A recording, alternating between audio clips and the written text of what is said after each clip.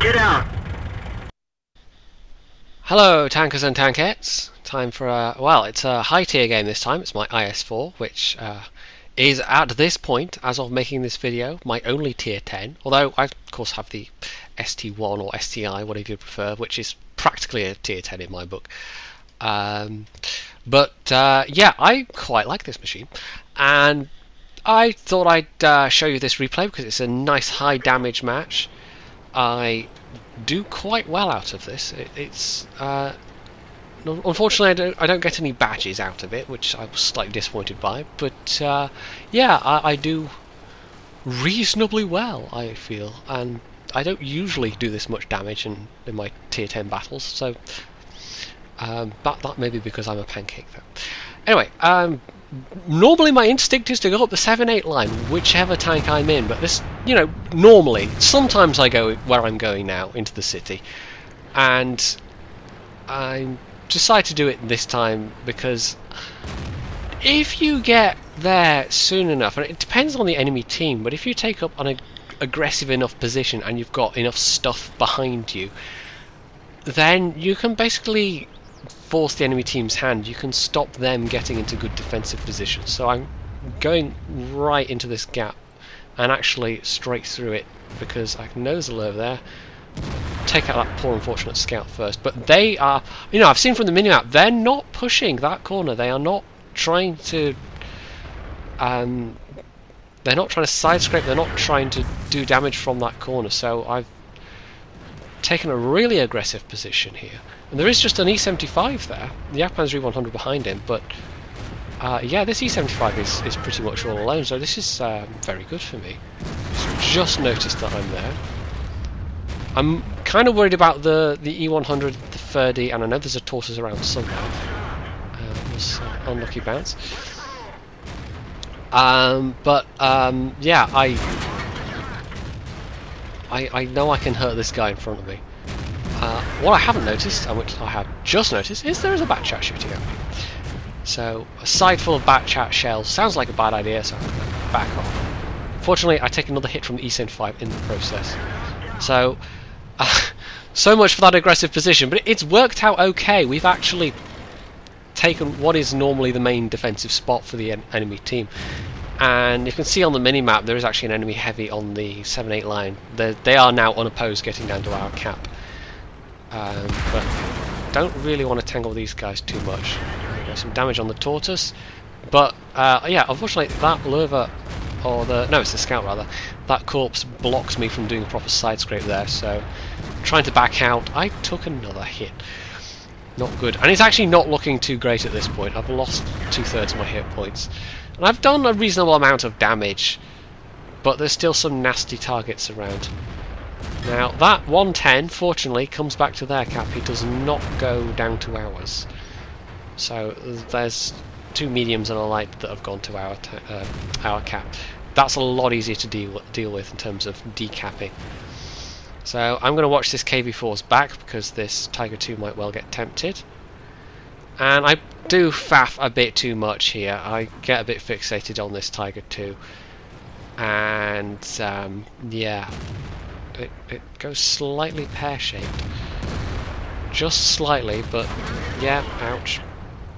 That was just my track, fortunately. Can we get him to come out? No. That tortoise is still alive, the E100 is still alive. There we go, he's nearly dead, he's just about out of it. Batchat is unfortunately still alive. I decide the E100, I probably should help that KV4. I'm in a tier 10, I should be dancing with the high tier targets. Batchat, can I get him? Can I? No. God damn it. Low health Batchat, that is annoying, but he's still alive. But, yeah, I probably should help the KV4.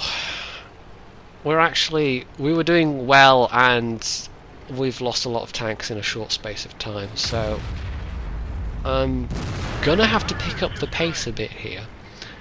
Now, unfortunately, that KV4 did take a hit. That's half his hit points gone. Maybe his engine or driver or something. He has fortunately got the top gun. He's not got the top turret, so he's not got quite as many hit points as he would have. But yeah, sneaky little guy. Well, T-71, you've got to be sneaky. Anyway, 110E5 is, fortunately, low health. Can we get there in time to finish him? I'm going to see if I can't... yeah, KV4 going one way, I'm going the other.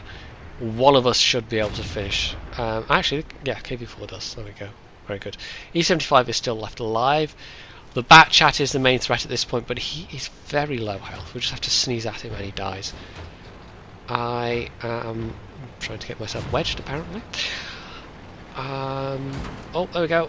Can I, yeah, not hit the friendly T21? That's always a nice, you know, not hitting friendly tanks. Some people don't seem to quite manage that. E75 takes out Bat Chat. Hello, Indian Panda. Oh, wow. Dear, okay. Yeah.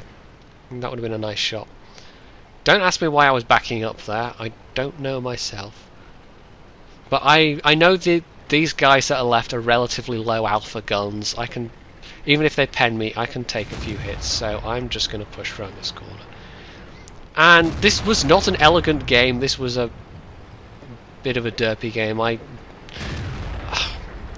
There was a period in the middle there where my attention was not in the right place at all.